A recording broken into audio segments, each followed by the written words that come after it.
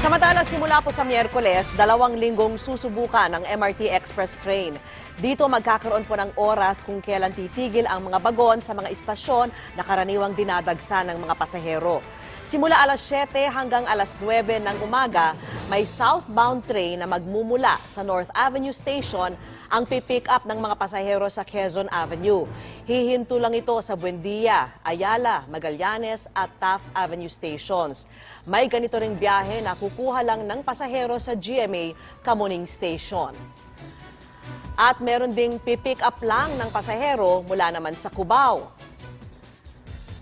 Sa susunod na Martes naman, simula alas 5 ng hapon hanggang alas 7 ng gabi, may northbound train na magmumula sa Taft Avenue Station ang pipick up ng mga biyahero sa Magallanes. Hihinto lang ito sa Cubao, GMA Kamuning, Quezon Avenue at North Avenue stations. Ganito rin ang biyahe na kukuha ng pasahero sa Ayala Station. Gayon din mula po sa Buendia Station. Magsasalita ng express at regular na tren ng MRT tuwing peak hours.